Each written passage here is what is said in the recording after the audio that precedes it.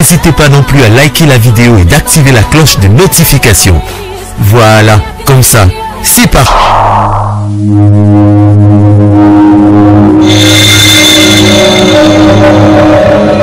La voix du peuple, on la voix du peuple.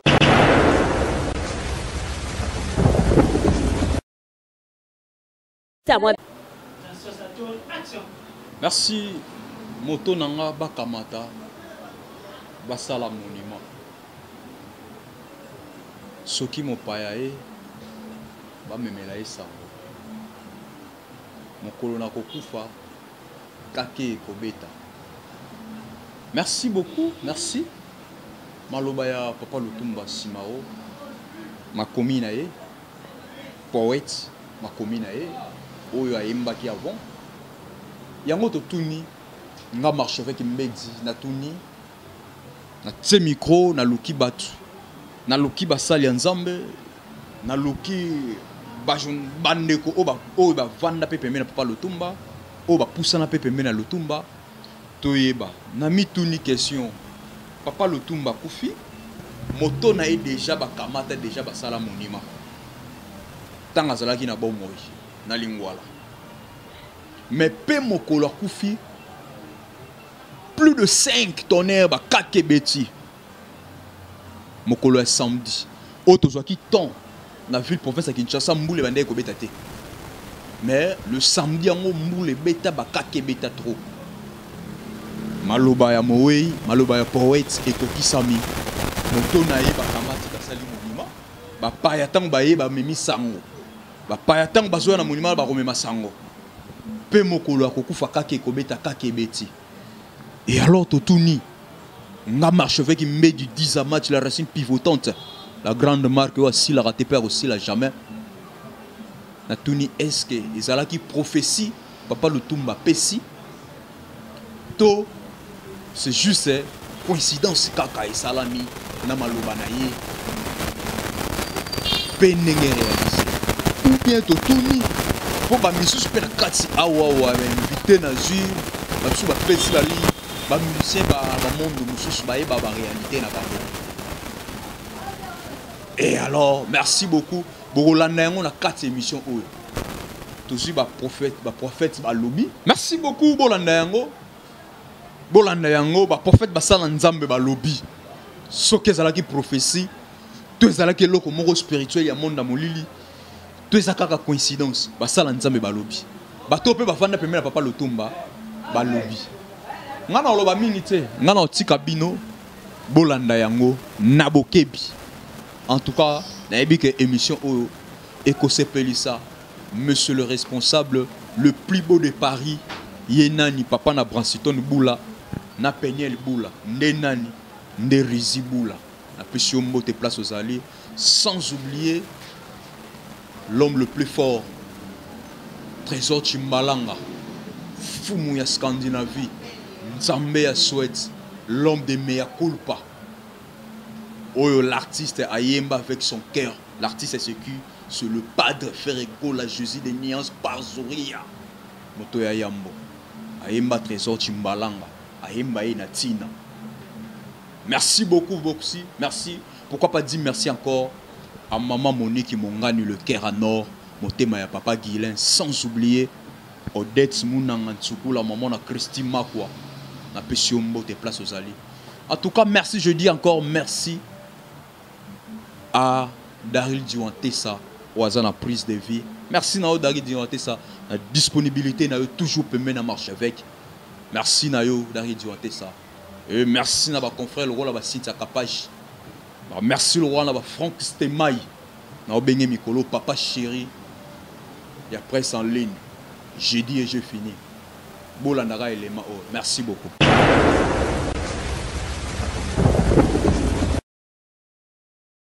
Merci beaucoup fidèle internaute. Nous toujours continuer juste l'émission la biso toujours continuer bozo mon la intervenant né bazo intervenir na kati ya émission. Merci beaucoup tout le bagi que notre Mbappé basali ensemble ba mega un peu cope ça avis na bango par rapport ya message ya Papa Lutumba ndé totai koloba mokolo na kokufa kake kobeta mokolo na kokufa kake kobeta moto nanga ba kamata basala yango monument moto nangai moto nanga ba kamata basala yango monument c'est-à-dire que ceux qui va pas ba même sango c'est-à-dire moto ya mutu bakoki kozwa yango te ke bakokata yango te ke basali yango monument po ekopola c'est-à-dire tant azolo ba moto statue donc ça que moto na ende bakosala yango statue comme monument et puis tant alobi que mokolo na kokufa mais ça c'est trop clair tant kokufa kake kobeta et maintenant totuni papa Lutumba maloba oya lobi na nzembo wana presque ce to lobi to landela yango bien ekokisama déjà moto na ye déjà basala yango monument deux qui azalaki vivant moto na ye déjà ba kata kité do c'est-à-dire que d'abord basala ki yango monument oyo bapaya babandaki déjà komema sango ope bapaya tango bakoya ebembene matanga na ye déjà place wana bomoni déjà place ba déjà monument na ye wana déjà bomoni déjà ndenge bankadran comme très propre batu bazoya bazo sape ben émission place wana déjà sango déjà zokende donc c'est-à-dire que côté wana sango ekokende ekokisami moto pe déjà basala monument ekokisama ki donc tikala kika moko ke moko la kokufa kake ekobeta subitement papa Lutumba akufa ki mokolo ya samedi to soki ton na Kinshasa awa mbule bande ekobeta ti to pasaki temps ya ba moi mais samedi yango mbula ebetaki en tout cas ba kakeke ya makasi pe ebetaki awa na Kinshasa po biso to na Kinshasa ba kake ya makasi pe ebetaki et alors to mi poser ba question je dis à quoi maloba ya musicien maloba ya poète maloba ya papa Lutumba ekokisami et alors to mi poser ba question papa Lutumba oya lobaki ezalaki prophétie pour prophétie na ye ekokisami ou bien ezaka juste coïncidence ou esali bongo pe makambo wana esalami ou bien eza monde mosusu otoloba ke mondo ngano to mona te nde ekokisami et alors yango tolobi non il faut peut-être kutana na kati interview oyo tukuta ina bato bapesi ba makanisi ba to biti il faut peut-être mona pe basali ya nzambe oyo aza prophète oyo abimisaka pe ba prophétie ameka mpe kolimbola biso to comprendre amema biso na dimension spirituelle amema biso na dimension moko boye oyo akoyebisa biso vérité des choses et alors tosali choix toyebi tokokuta na prophète nini il faut toluka prophète oyo aza na facilité ya kobimisa vérité quel que soit makambo ba musicien quel que soit makambo politicien quel que soit makambo ba joueur quel que soit makambo ya président de la République prophète ou azaka na facilité à kobimisa vérité des choses vérité cachée ou abanga raté alobaka vérité ou aza capable à koloba keto eza na ndenge spiritualité eza mamba molili to eza prophétie to eza coïncidence kaka prophète ou akoza na mesure to capacité ou akoza na hypocrite ya koloba yango totali to moni ezaka mutu moko ou akoki kopesa biso maloba wana na ba éclaircissement wana nde nani de le prophète John Ngefa. Bonjour papa.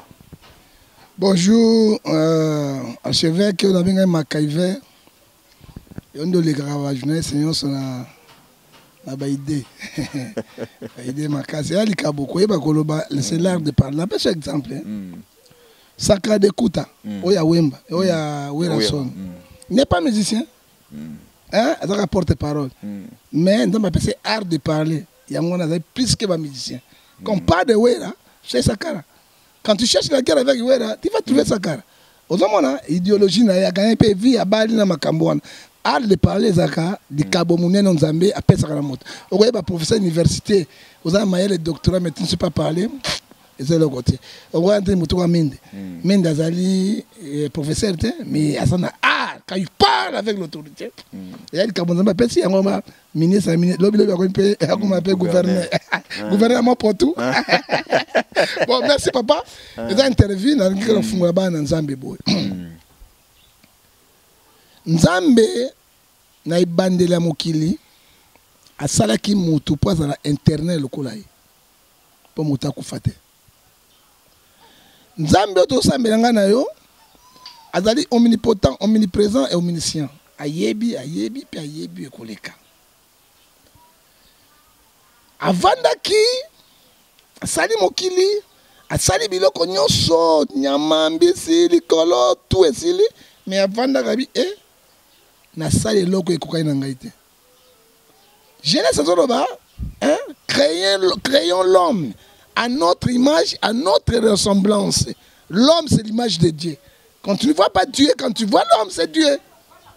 Hein? Ndamba kwa nguboko hippopotame te. Ndamba kwa njombo to bengi bowayo. Ndamba kwa idongo bowayo te. Parce que moni beauté ya mutu, c'est Dieu. Hein? Yango mo Yesu ayaki. Ala tenjo to ya mutu lokola mutu. Tango asisi ko sala mutu. Na passé Nzambe mutu akufa te. Mais alobi il faut na meka moto na sali na lolenge na ngai. Soki akobanga ngai, soki akotosa ngai. Liwe ezalaki tango wana te. Tu comprends? Alobi na moto na pesi yo maître ya biloko nyonso. Ya liboso bato yebaka te conflit yaki na Nzambe na moto. Bawela na sata bawela kinini. Nzambe na sata bawela kinini. Bayoka ki te pona nini. Beaucoup de gens bayebaka yango te. Na ngo expliquer na TV esunga bato. Conflit ezalaki euti na moto. Parce que moto azalaki dernier être Nzambe asalaki. Ange ya Nzambe asalami na mopepe na moto. Yango baza ba esprit. Mais moto asalami na mabele na mopepe. Ndeza moto. Yango moni ange akufaka te. Mais moto il faut akufa autre na mabele ozonga na mabele. Tanga sisi ko sala mutu aye ko présenter pa ba ange. Ba ange batelemaki ba ange bazana ba être vivant oyo zai ko ngenga. Alobi na ba ange bo batela ye boto saye. C'est là la rébellion. C'est là le bato baye ba rébellion bandi wana. Siko yabi oh. Lucifer ange le plus beau. Azonge kwanza na bikoma. Mutu oyo asena mabele ngazali esprit nato saye na batela ye. Yango mondenge ozali a ozana deux anges. Ange ya Satan azali na gauche na yo, ange Nzambe azali pe na droite na yo. Soko ningo sali kam. O ki voix audible. O zo ba makasi na motema noni ya adigi. Zombonga beto ta makiki wana makembeso sani. Ngaza polele. Ngaza boye. Ngaza boye. Yon biso to lingela wa. Ngaza na ko hypocrite te papa. Ngaza hypocrite. Bueno hypocrisie. Na bo hypocrisie. Ngaza boye ne ngaza boye. Tanga na te yaka moko mususu. Muta pesa rata mbote sona bimite. Alléluia bandimaka te. Po ba soki bango nyonso. Na soki si bango na mitema na bango. Mais yaka jour mususu bini ba télévision boya l'église te, boya dimanche te. On mona moto na kanda tenga non na zo bikisa yo. Mais na bomi yo te oluka vie éternelle. Tango wana monsieur wana okoka voix na zoloba. Salana yo zombongo wana. Yango moni mbo azo beta mwasi makembe se ki abotise mwana à cause de l'argent. Mais faut zo bate soir et ko sala ni. Mais oka voix Nzambe habiter géophobie non. Muta ko tambola na munyama te. Faut muta tambola na moto na ko sala yango te. C'est la voix ange moswaza de koloa. Quand on a eu habit jamais ngai jamais na koto sa moto na ko battre na koto sa été. C'est là à manka Nzambe. C'est là commencement il y a oyokaki il fit la guerre au ciel. Apocalypse 12 verset 7. Beaucoup de gens ne peuvent même pas comprendre. Pasteur ba bibi na ba le côté. C'est là le commencement.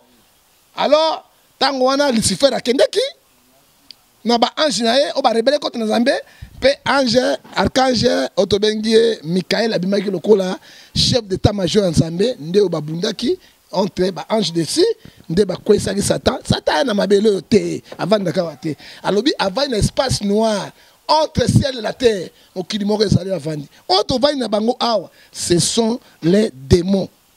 Hein? Ce sont les démons. Mais les anges, wana baza wate na mabele ote, baza na espace noir. O banzambe abwaka ki bango, tika bitu baza na espace noir. Mais Satan alobaki na Nzambe. Lokola yo rejeté ngai, Lucifer. Oto bengelo Satan. Moto yo sali ye na lolenge na yo akozala kimia na mokilité. C'est ça que nous voyons aujourd'hui. Oh to so mona lelo.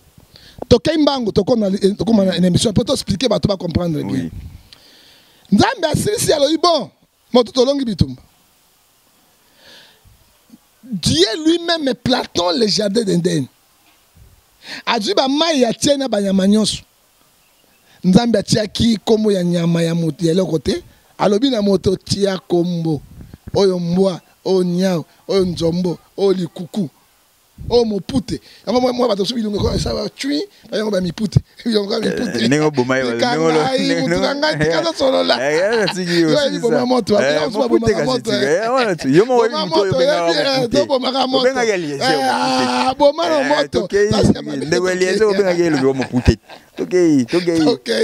Alors,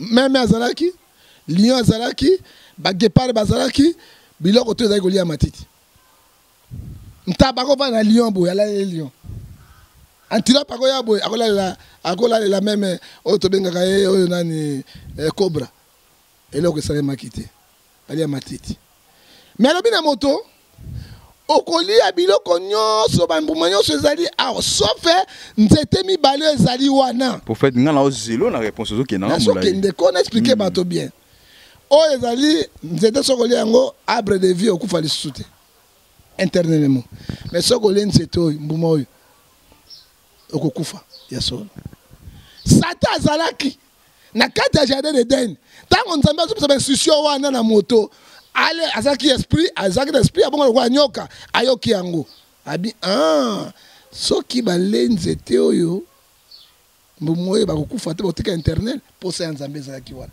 nzete arbre ezalaki mibale au milieu de jardin oyo so bale misi kofungana bakokufa ya solo il faut na tenter moto na oyo vraie créature spermatozoïde na mobali ekweyaka na chai ekweyaka boye. Ok, tikana loba Makaiver bana ngam tina loba. Ok, après c'est semence de vie. Moi c'est la question bombela nga liboke na ngai. C'est so ero so rapport na ngona zu yango. De moi ça kota kazemi ayiko bota même kolo mwana ezalaka mobali. Depuis la créature. Alors bi parce que asaki mutunini mobali na mabele na lolenge na ye moko. Pour faire tout na musika foulier na so kende te papa tikanga na expliquer batu ba ozela répondre des questions na tuna kiyo soko bosa ina siko ayiko tala mwasi akozaye moko to ba kozaye moko te ayiko la sombali pongi ayiko bimisa panzi ya mobali asali mwasi vraie créature oyo original nzambe c'est mobali yango moi mobali azaka na eloko obe ni ngoli so moi mwasi abimi ngoli ana ndoki. Ok, so moi moi c'est mandefu na ngoli boy ana ndoki papa basi bakala baba mandefu basi banchor na ngoli yoyo mobali azalaka na yango omona kiso moi so yebi oza wala ngoli wala mandefu oza nchor omona kisano te telema penda wengo image ya Nzambe moi si nyoka tala ke soki eska liwa ezobima wana donc na likamba liwa original liwa eza yango wana amon soki na meki mobali ekosimba te tika na meka être faible ou asaini naye ndako tante mwasi akuti mwasi otamwa jede nabi mama pe bazaki wala mutakala ilamba te oloko nini bovandi ya otambola bite na otambolaka mais na jede de den mais na moni ntite mibale wana pourquoi ntite bozolia te alobi mwasi agangi Nzambe apekisa biso tolendi mbumoyo tokokufa ya solo satabi abe mwete abi lokuta azoko sabino or que sur dans Jean 8:44 le père de mon sang c'est Satan. Il n'a pas dit la vérité na Ève. Abi soki bolemi sina bino fungwami pe bokomi lokola Nzambe. Prophète, oh komi mate ya to question na ngana otuna yo. Mais répondre ngana question na tuna ki. Nazo kenna ngo papa. Tu kana expliquer bato ba comprendre. Tango moi si aller yango mise fungwana deke ya Nzambe ezwami. Akolesa mobali aller directement Nzambe lobi na Genèse chapitre 6 verset 6 mon esprit ne restera pas toujours dans l'homme. Motaza mota kotika la moto. Et Romains 6:23 les saints du péché c'est la mort. Liwe bandi wana. Mokolo na kokufa kake ekobeta. Yango to continuer. Moto na ngaba kamata basala monima. Tokei wana, liwe bandi wana. To monaki bato akala bazaki net ba inoki ba 830 ans. Et tango susu Moïse ayiko péché. Loba na libango be misamai. Ya beta binga na ro ndamba bi mota suku na 120 ans. Yango na poto okuta bato musu minye musu ya ba 119 ans. Okuta bato musu na poto ba 115 ans. mais en Afrique c'est difficile na condition de vivre. Papa Lutumba sort le Bible est coïncidence. Il y a tout le monde na angle mi balé na côté de Kamuna yo. Il y a un bat aussi là. Na angle mi balé ba musicien. 600%. 99% bazana ba science occulte. Ba kana traka ba marabu na bango. Ba inimiliti na bango. Ba yoga pe na ba science wana. Wa misien solo ba profane ou bien misien chrétien. Non, non, chrétien, na ba misien mokilo ko papa Lutumba, ki metia mokilité, ba papa Wemba, ba imena Kester, tout ba kendeki na. Tango ba kota kuna et pas Satan, a repesa ya bina repesa au règne. Tantôt il y a 40 ans. Mais si manango na bendi OK, okusala bato mususu. Mosu na repesa au règne. Il y a 10 ans. Si on a bien un exemple comme Al Pacino, à quoi il a agi? Très jeune. Al Pacino. Al Pacino. Al Pacino, naza kunate, atatino, naza kunate. Mais c'est ça le problème. Mais ça nous est là wana. Mon tour Marie Misambo. Soit disons mais c'est chrétienne, 41 ans. Voilà Misa Nzambe. Nzambe. Ayemba gege oui bien go. Misa Nzambe. Ayemba Nzambe abagege. Na misi to bien. Ba dans l'église ngo bo. Nzambe. Tikanga gege emba mato gege. Mbi emba gege mari misa ba gege. Ma kalama emba gege collègue na. Collègue ba gege. Ape église a boliti kolega yo. Ya papa na ya benda mondimi. Yesu atali ya ya ya papa na salela ya. Tikatola ba yo. Bandimi belete Bible na Matthieu 18 là où sont les 2 3 personnes mono na kat na ngo. Bandimi bele ba gege. Ya mwana mota gege nga mota frondondo je sadi membo. Nga mota frondondo te. Etali na bondana ye. OK? Etali na bondana tokela papa Lutumba ko. Yo bangsanga. Ato mzape nzembo ne moko eza neti ya te mususu eza neti ya bawera neti ya bakofi ya bolingo mote nzembo moko ya bolingo odi obimisaka otala ngo yeyo te malgré bato pe bakota ngo duti ke babeza ya nzambe te kasi ye moko bali tikaso bala perengendo yango tokei omoni nakoloba mpona bamisien wana omwe kufa na 110 ans otonda mokili. Au Canada, na vie autour de 80 quelques 81 ans. 81 ans. 80 ans. C'est on moto. On s'appelle na vie collègue. On tombe ba immeuble té. On sa ba voiture à l'excité parce que ma belé molunge kaka. Oyoki ta cercle ya toza roi ba ochoka na mwelo kwa na mabele kaka molunge. Voiture té za kuna té. Eza longue vie. Hein? Eza longue vie nzambe apesa moto richesse. Ezaka longue vie ta bato bana mboka bana kurata nini teka mo pepo yo na kolia mbisi avant 110 ans. Alors oyo nzambe apesaka moto ya mabe soki asalemi okoma limite nango ezalaka 70 ans. Ba misien chrétien plus et ba misien ngo plus baza bo culture ne bana ekolo. Okitisi yango wana. O mota ba ozoka ba reine na bango. Ezaka na ba delo ba pesaka bango. Yango mona ka ba yemba ka banzembo aliwaso ba ko ipene ba yebaka. Na ko passe exemple Madilo ayemba mokolo na kokufa Madilo akokufa na ko passe lisusu Luambo ayemba o ba pepe mabelo pepe kale pa miyebaki voilà mabele lisi ayemba na ibikisi mabele zakana zokona mbandaka et pas bachwa na bikoro oui ba ibikuna mabele ça oui te biso na mbandaka ni Congo asa yazo beta bon fenya na mbandaka 3 na yebi ye mais ce que solo ba bomba misende ba yemba ngana ko contredire yo ko fa yemba liwa plusieurs fois mais ko fa ko fakate ngolu grâce à eloko mususu nzambe atiki kofi pour se repentir hein pour abika ce qui a continué Galate 6:7 c'est que l'homme aura s'aimé il mentionne Romains 6:23 c'est dit presser la mort biso so ko kufa mais to kufa na age nzambe andimi tikana c'est ça donc moi ni papa yemba ki dikambaliwa azawapi hein papa Lutumba ayemba ki pe dikambo ya liwa mais ce qui demande la vie spirituelle il faut dire la vérité motoko la wendo o asali 92 ans akufi motasa record na ba mise ya wendo 92 ans motai ba papa Lutumba so di vie ya wendo abetaka musique po ya honneur ya lokumu ya mbongo te yango mali wenda ngindaki te, il était pauvre, wenda kozwa mbongo na Kabila le père nzambo likolo na banyangala kata oyo Kabila eko benga ye apese lupemba akei aumeli Madiata le Congo c'est mon pays ouais maki mi voix moko ko le kaba ange akufi na ange ya muke à cause de la pacte bazwaka parce que ba wenda so ni wenda ba kisite wendo azwa yelo côté yango nzamba pese longue non au côté les pommes ta province na bino OK donc on n'a pas le tout ça OK papa le tout Lutumba na succès il composait yo kana bisa yo retourna Lutumba succès lokola tabulei retourna Lutumba succès lokola Lwa Makiadi retourna Lutumba succès lokola Koffi Olomide retourna Lutumba Koffi lokola Papa Wemba même héritier de Lutumba na gaz.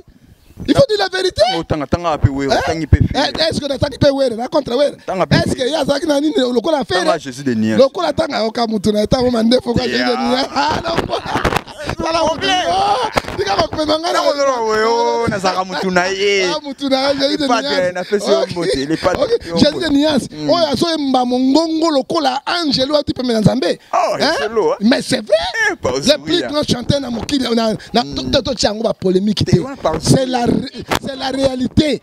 Les plus grands chanteurs par Papa Mbakende et pas Papa Mbakende, il faut dire to banga nzambi na ba musicien ya mokili nazo continuer oya leki faire na koyemba zate ona ninga comme ngana pelenga na polosote ozomona papa azalaki wana alekaki yango te yango lutu papa Lutumba ye azalaki na banzembo na ba inspiré azopesa ba musicien ba yemba mais papa Lutumba yaki na eloko ya moto te.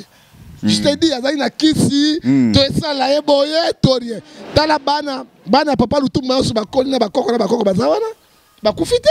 Yango mona de papa wana, tango abeti akoli mukulu pasaki na loko korente, azui guitare na ye, akopesa présence aki au revoir. Na lembi, ezali si moko prophétique bato ko yebate. Bato ko ba Lutumba babenga bango ba phénomène. Bazaka mingi na vite. Prophétique comme maman, signe prophétique côté de ça. C'est un signe prophétique. Dans le jour papa Lutumba, a soit qui guitare na ye, a quoi sa chef de l'État, dans la carrière nangai et zaki fait makambo. À la qui s'inquiète, na tikal li sous na mikole belete. Ozomona na bonzambe. Hein, ezana makambo qui cité. Na tikal sous na mikole belete, donc na so ke nangai. Mais a tiki monument.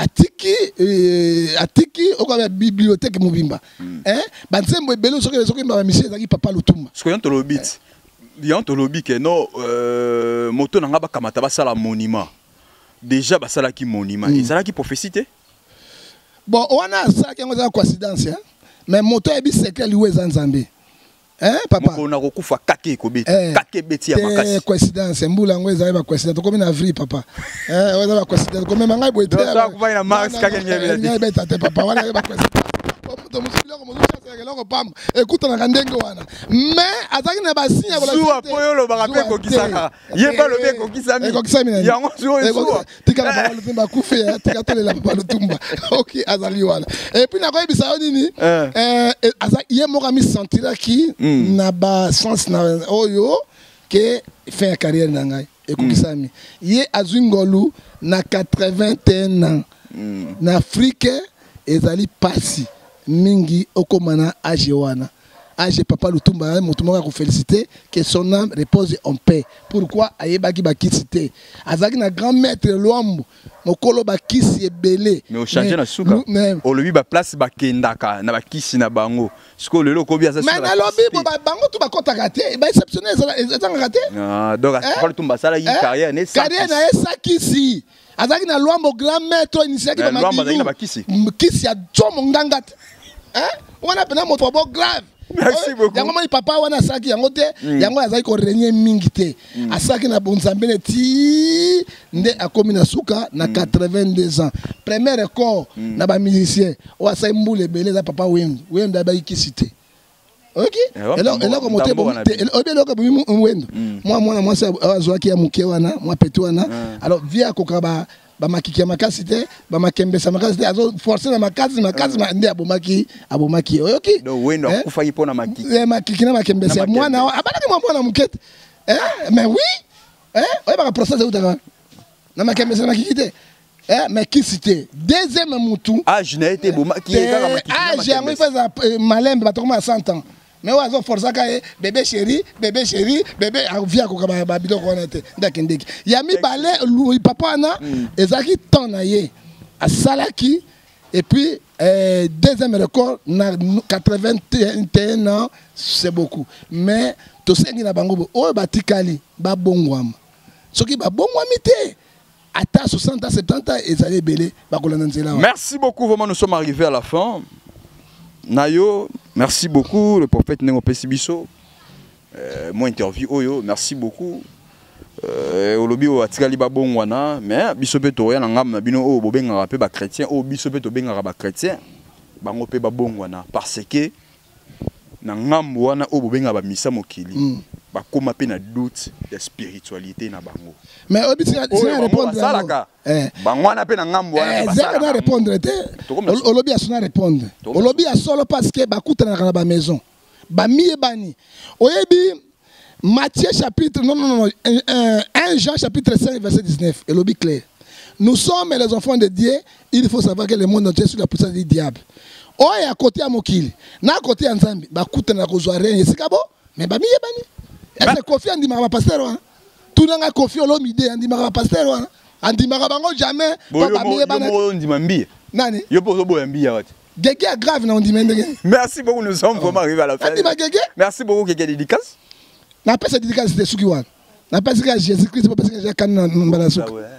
Ah gote belle. Na yo ko souhaiter gote belle kedena. Ozi déjà fait déjà. Attends gote belle. Ngabi bana na tagi jouana na souhaiter. Check. Ah gote olembe seke. Mais les lotés aujourd'hui gote. Na pesa exemple aujourd'hui. Namba ah maman Brigitte Ngefa. Ah muete. Ça muete. Bala mongalo kelenga libala. Na suki wa. Ya na polo sote. Te ye polo sote. Azana polo sote. Ye muete. Moi si ye azana polo sote. Ana isolote. Ana frondono c'est-à-dire membote. Azana ngotobo bote. Et ye pe azana wenga ngone frondo ya azana ya muete. Ba o pe prophète atangite. Ba koko lolo. Oh atangi bangote. Ba koko lolo. Merci beaucoup vraiment. Merci. Donc continuer la bande de biso total la prophète a perçu avinaye par rapport il y a message il y a poète Simao Lutumba mokolo na kokufa kake kobeta moto nanga ba kamata ba sala monument prophète alobi c'est juste ezaka coïncidence eza prophétie c'est coïncidence popeza na avril nini on va y poser na avril nani et pas avril mboule beta na kake micro sauté. Merci beaucoup c'est pas merci.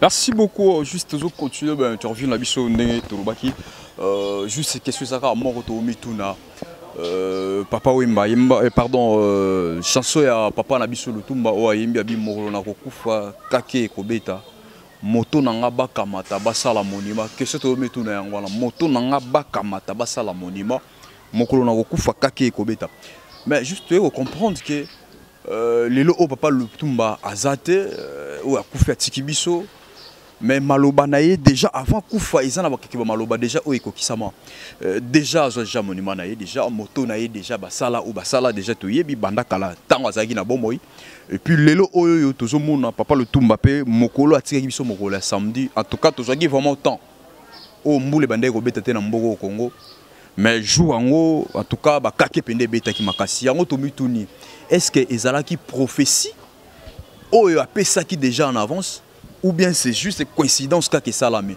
Et on toujours met un peu tout joie maïle et abatou, toujours maïle et abatou. Pourquoi pas tout n'a peu bateau bah soit peu temps et à kokuta n'a pas le Tumba loko la airbag si tu as capable jiboni maman. Ouais bien ma chef. Santé bien quand même. Oui santé bien tout le bateau ça la émission mais Hermon a tenté le pose une interview vraiment au Nohenga et ça fait qu'à fin mois de la femme on a ma puta ça lui bien ma case. Très bien habillé. Merci. Comme d'habitude. Merci Hermon abunga nanga mutu. Merci beaucoup juste cette question de tout na ngwana. Papa Lutumba ne tolobi na nzembo na ye o ayemba déjà o lelopé tout le monde a ngwe zailo wa témoignage wa salaki moto nanga ba kamata ba sala monument ba salaki déjà monument na peut-être si tu capable de lobelo nini to que non nam na maloba. Et le baka que nini oh le banabiso ils ont un pouvoir. Il y a aussi la nuance sur biso de te ba ko canaliser en côté. Et puis artiste na biso puis bato bazara très connu. Papa na ngai ba qui va travailler ka. Na ndenga normal et puis trop spirituel. Biso ne to négliger ba prophète. Pour battre sous na musique na biso puis bazara ba prophète. Autant mon temps il y avait dans l'orchestre autant la boue là soit Kofi Olomide il fallait vraiment fallait pourquoi vraiment de yo l'équipe Antonio et puis les lola muso so comme là et ça fait pas prophétie au moni papa Lutumba et ça fait kana yete ça pona ba Michel nyonso o ba travailler na ba spiritualité na bango bazara na bato là muso ba prévenir ba mama tant comme grand il faut yeba déjà ba makamusu biso nga et au kamusa na ngate parce que ba ba muso o ba yebisaka biso yaza lo mutalo yemboti ba ko yebiso ah papa Keba on dirait aux amout munene ba isa biso ngo déjà dit ça le kambo kamote prophète mo yo prophète est seul comme te pe comme lui oui le mot pour le bali kamon peut te comme to yeba ndeko canaliser maloba na biso te mabilo ebele o to le biso mo to prophétisera na ndenge na biso mo comme la biso lo oh ya pena lo ba on dirait ayeba ki ka odaye on dirait ya ngana tala émission mo ko na sala na Bercy pona mambu ya master na wana abaka Bercy Keba mbata oyebi ke Bercy abobo alobi ngo kaka me yeba ki pouvoir ya liloba na ete me ya ki osala makembata babilo mo abongo moni to contrôlera on va le to contrôlera ba maloba na biso parce que ba maloba ibele za na ba fait et puis ma chef qui yeba ki ba to ibele ba travaillera na normal na spiritualité ya en place ozo kende plus grave encore mokona okufa kake kobeta kake beti mokola kufi juste ayant de Tony prophétie ou bien coïncidence ne ba msuba lo baga a kufi na mois d'avril ba mbule betarato ba msuba bibongo c'est normal oui cause alors on peut coïncidence comme peut cause à la lilobaka lobaka on peut se réaliser par rapport à dans le pouvoir de la langue c'est écrit dans la Bible prophétie on dit cause appelle prophétie parce que banzembo ya papa Lutumba mingi ezala ba prophétie pe ya bato banzembo ya bato ndete ba redi ya misi et ça peut ba prophétie pour na bato ebele omoni yoka dede kinwani yoka ngana kolela balobi soki oyemela soko moni ndoki belela noki te momongo ye moni yango ye olandela pena on dirait prévenant veut dire comprends ce que dimension na ebiso on dirait veut dire ça qui dit ba mais ba yembela ki ba prévenant qui est déjà tout ce qu'on fait. Mais tant que je parle de monde où on travaille à monde de musique, juste exemple belé mission belé c'est comme si dans monde dans monde spirituel na bango na ndenge mususu côté négatif quoi. Otokoki ko encourager te ba msu ba lobi bongo ba bi kenze ba yebaka makamu na bango ndenge koyela bango. C'est ça déjà ba ça qui est loko moko déjà o ayebaki déjà oni ne ko arriver et ko kende pe bongo. Eko kende bongo eko kena ngope bongo kompe ko kena ngope bongo tie ya on ozongisa yo kaka yo na yo pe bonne so ngo comme grand fo yeba neti nga pe bonne sana mama nga ezaka liwate liwande comme peut-être grave makasi na esa ki comme ça émission de bête pour ça bête ka 15 minutes ça émission juste avec na biso bande on insister mais ça babilo mo be photo tena compte nango moi aussi ça babilo musu otolobo mais loko na loba on na master télé comme ko master kolo et loko na loba on na cham tout mo na yebaka et comme nango ezaka teke nganga loba te biso pe toza banganga biso moko ko lelo ni ko loba te salamiti te to yebaka ndenga osenga nzambe te parce que so yebisi nzambe ke ngana lingi mukona ngaza boyo boyo to so la kana nzambe te o soli polo bi boyo boyo e comme no teke wasalinga mabepe na place okenda zwa okepe boko nzambe na retirer ko comme mabe comme ya comme c'est ça, il faut faire très attention. Merci beaucoup. Pouvoir.